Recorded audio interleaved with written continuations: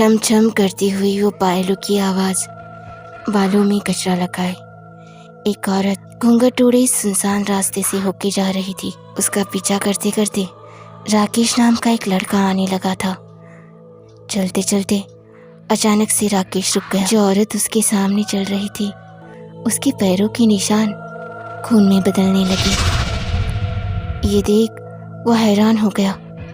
उसी वक्त उस औरत ने अपना घूंघट हटाया।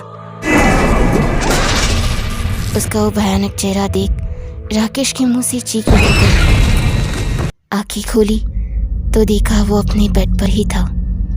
फिर उसने धीरे से अपनी नज़र बगल में घुमाई, तब वहाँ उसका साथी मोहन सो रहा था। उसे देख राकेश वहाँ से उठकर विंडो के पास जाके खड़ा रहा और एक राहत की सांस ली।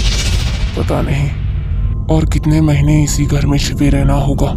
ऐसा कहकर वो अपने मोबाइल पर टाइम देखने लगा। उस वक्त रात के 12 बज रहे थे। चारों तरफ अंधेरा छाया हुआ था। उस बीच वो पायलों की आवाज़ राकेश को सुनाई देने लगी और कहीं से कचरे की खुशबू भी आने लगी। राकेश ने अपनी नज़रें विंडो से कंपाउंड की ओर घुमाई, तब दूर से एक परछाई उस घर की ओर आती हुई नजर आई। आगे आते आते वो पूरी तरह से दिखाई दी।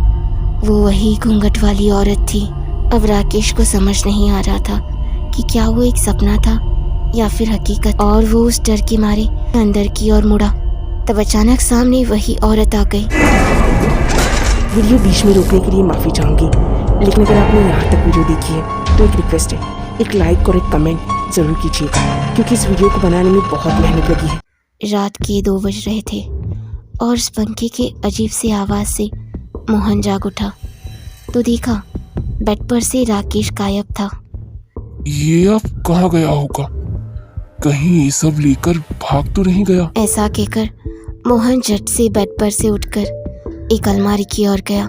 जब उसने उस अलमारी को खोला तब उसमें एक बैग था, जिसे घाई घाई में मोहन खोलने लगा। खोला तो देखा उसमें ढेर सारे पैसे थे। ओह, मेरी तो जान ही निकल गई थी। अब ये राकेश कहाँ गया होगा?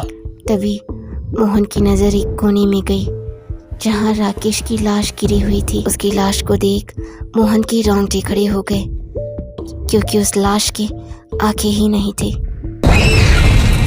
ये क्या हुआ? असल में मोहन और राकेश ये दोनों लोगों को अच्छी नौकरी लगाने का एक लालच देते थे और उनसे पैसे लूट के भाग जाते थे। इस बार वो दोनों भागकर एक गांव में आए थे।